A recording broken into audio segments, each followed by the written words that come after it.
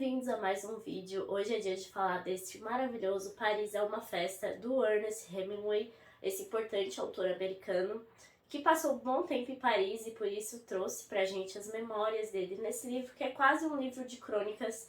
Era um livro muito gostoso de ler, muito tranquilo. Ele foi uma leitura que eu fiz em conjunto com as meninas do Clube dos Livros que falam sobre livros, a Karine e a Jamile, que organizam esse clube aqui. A leitura ainda não finalizou por lá, eu terminei antes porque eu simplesmente não conseguia parar de ler. Ele é muito fluido, muito tranquilo mesmo, então meio que fluiu muito rápido e rápido até demais, mas eu quero muito participar do encontro com elas e conversar um pouco mais sobre esse livro. Mas eu quis trazer de qualquer forma para vocês aqui, essa que foi uma das últimas leituras que eu terminei nessa semana, eu gostei bastante, acho que vale a indicação, por isso eu vim trazer as minhas experiências, as minhas considerações em relação a Paris é uma Festa. Bom, esse livro aqui foi escrito mais ou menos em 1956, por aí, quando o Hemingway já morava em Cuba, ele passou um tempo vivendo em Cuba. Ele vai nascer no século XIX ainda, mas vai passar pelos grandes fatos do século XX. Então é até interessante parar para pensar como parece que os fatos do século XX são distanciados, mas foi tudo muito rápido, assim, eles entraram no século, já teve início aí aos grandes conflitos que desencadearam a Primeira Guerra Mundial em 14, pouco aí de 30 anos depois já tem a Segunda Guerra Mundial, em 17 tem a Revolução Russa, enfim, todo esse turbilhão de coisas acontecendo nesse século foram muito decisivos na vida de muitas pessoas. E aí aqui a gente tem Hemingway, que é uma figura muitíssimo interessante, ele é americano, nasceu nos Estados Unidos, e ele claramente tem algumas perturbações psicológicas e problemas psicológicos. O pai dele vai se suicidar e a mãe dele envia para ele a pistola com a qual o pai se suicidou. Ele tem vários problemas familiares, nitidamente. Ele passou aí por 4 esposas durante a sua vida, tem até um livro que fala só sobre as esposas de Hemingway, né? Mas ao mesmo tempo ele é um autor brilhante, é um escritor incrível que tem um jeito de escrever muito peculiar, assim. Tem uma descrição muito minuciosa, muito bonita, mas também muito direta. Isso é muitíssimo interessante. E aqui a gente tem um Hemingway já muito maduro, trazendo as suas memórias da época dos anos 20, em que ele morava em Paris, em que ele tinha a sua primeira esposa, que morava com ele na época, e eles eram pobres, eles trabalhavam aí com... Ele principalmente, né, trabalhava com a escrita e tentava se sustentar nesse trabalho, conseguia aí alguns contos em jornais, em revistas, para que ele se sustentasse. Então a gente tem o início da carreira do Hemingway sendo contada sob a perspectiva dele mais velho. Então a gente tem um livro muito melancólico. Isso foi o que mais, assim, me deixou menos apaixonada pelo livro lá no finalzinho, porque ele tem um final muito melancólico aqui, que ele vai comentar aí sobre uma traição que ele cometeu em relação à esposa dele na época. Enfim, o final é bem melancólico, mas não deixa de ser um livro muito bom. E eu não acho que nesse livro possa se dizer que tem spoiler, porque ele é um livro quase de crônicas, assim, ele realmente traz memórias dele e vai passar por personagens muito importantes da história da literatura também, então vai mencionar o próprio Scott Fitzgerald, né, o escritor de O Grande Gatsby, vai mencionar também a escritora Ezra Pound, vai mencionar também a Gertrude Stein, enfim, são vários personagens de James Joyce, a Sylvia Beach, que foi quem criou e fundou a Shakespeare Company. Tem um capítulo aqui que ele só vai falar sobre a Shakespeare Company, é bem interessante também. Enfim, é um livro de memórias, eu considero quase um livro de crônicas mesmo, são coisas do dia a dia que ele vem trazendo pra nós.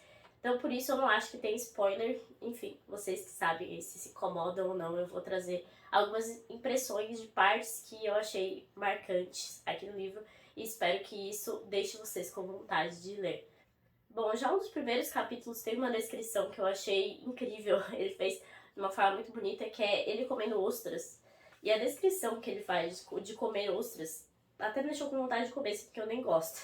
Ele vai falar que ele fechou o caderno, coloquei-o no bolso de dentro, pedi ao garçom uma dúzia de portugueses, que parece que é um tipo de ostra, uma forma de preparação de ostras à portuguesa mesmo, assim, e meia garrafa do vinho branco seco da casa. Depois de escrever um conto, sentia-me sempre vazio e simultaneamente triste e feliz. como se tivesse acabado de me entregar ao amor físico. Comi as ostras, que possuíam um forte gosto de mar e um leve travo metálico que o vinho branco gelado lavava, deixando somente o gosto de mar e a suculenta textura.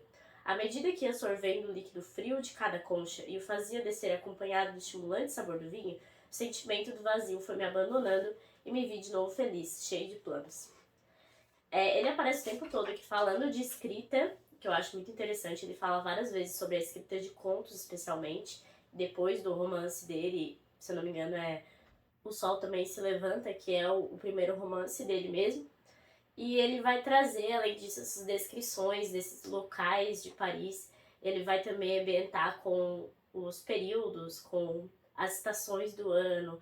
Então isso é bem visual, é bem interessante até. As meninas mandam lá no grupo as fotos, olha, como é diferente cada ambiente da França nas estações do ano, né? Que lá é bem marcado. Não é tanto pra gente. Eu moro no sul, ainda tem um pouquinho mais disso.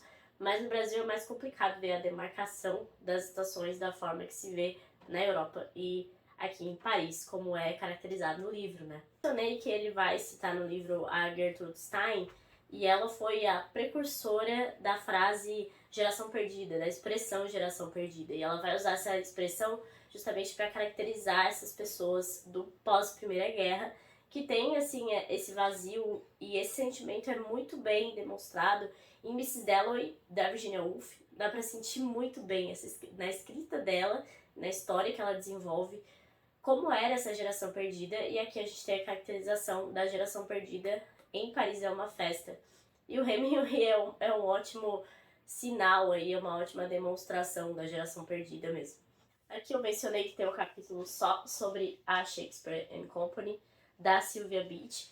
E a Sylvia Beach foi uma pessoa bem importante na história do Hemingway, porque ela emprestava livros sem cobrar. Então ele ia nessa livraria, pegava livros emprestados, lia, e ela também deu muito crédito a ele, ajudou bastante ele nesse período em que ele morava em Paris.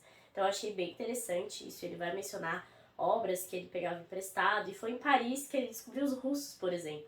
Acho isso bem interessante.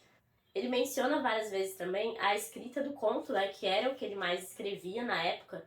Ele vai falar que ele tinha uma teoria sobre os contos, de que sempre se pode omitir qualquer coisa de um conto, desde que se saiba por que se omitiu, e a parte omitida reforça a narrativa, fazendo com que os leitores sintam alguma coisa além daquilo que entenderam.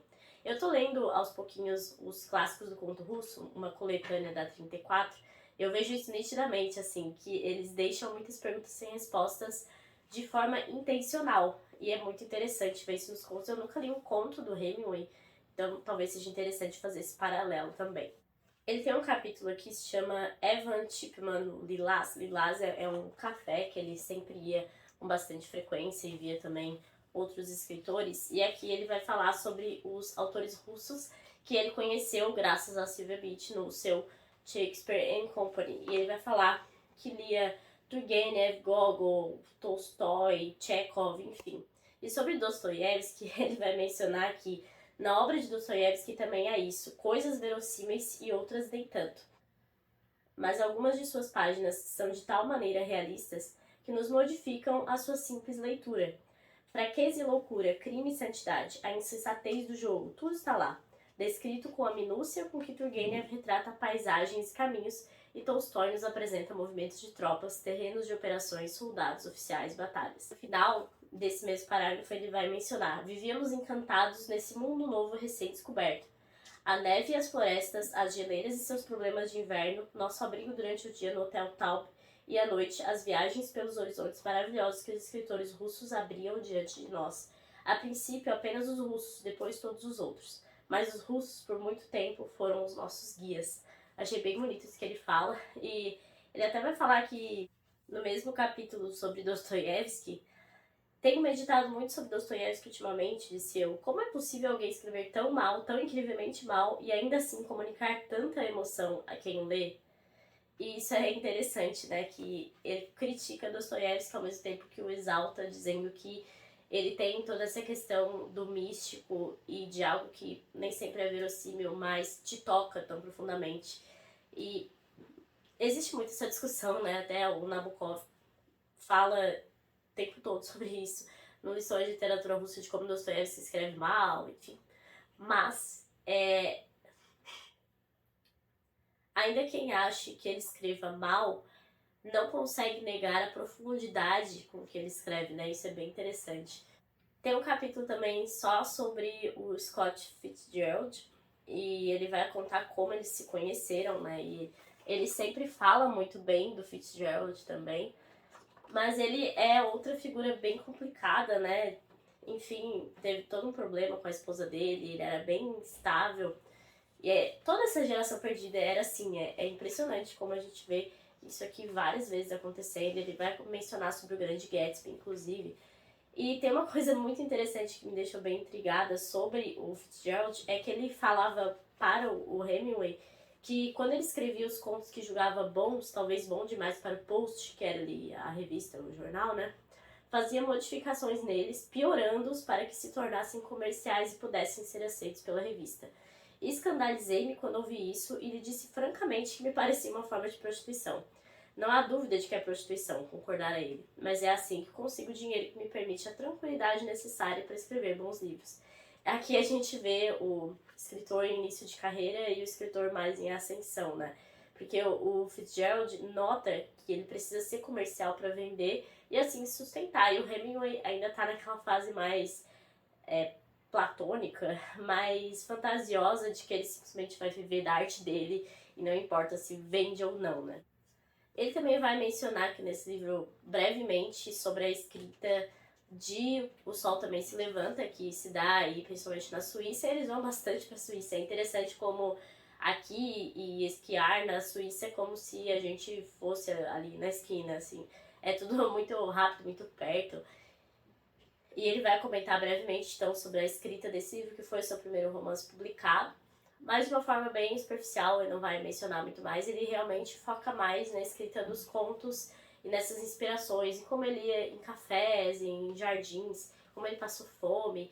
Ele até menciona que a fome deixa os sentidos mais aguçados e o ajudava a avaliar a arte de uma forma mais profunda. Enfim, é bem interessante isso também.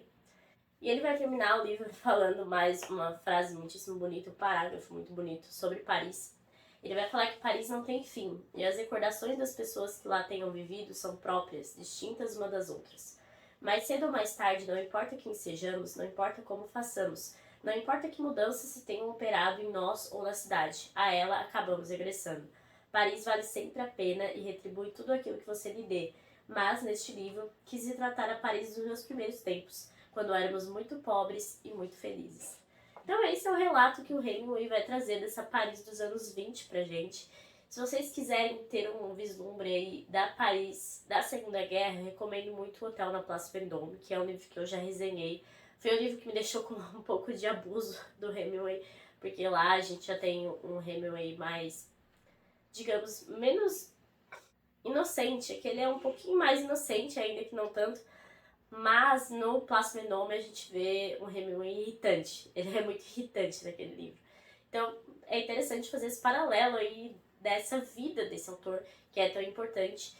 Esse é o meu segundo livro dele só. Eu já li O Velho e o Mar, mas faz bastante tempo. Essa que é uma obra mais madura dele também, porque ele escreveu em Cuba, se eu não me engano. Então é interessante fazer esse paralelo da escrita do autor. Aqui eu vejo uma escrita muito interessante, muito bem madura, muito bem formulada. Em Paris é uma festa.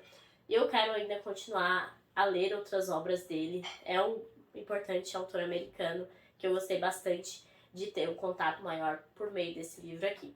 É isso, espero que vocês tenham gostado dessa resenha. Se vocês gostaram, deixem uma curtida, deixem comentários. Lembre-se de se inscrever no canal, que isso me ajuda bastante. E até o próximo vídeo.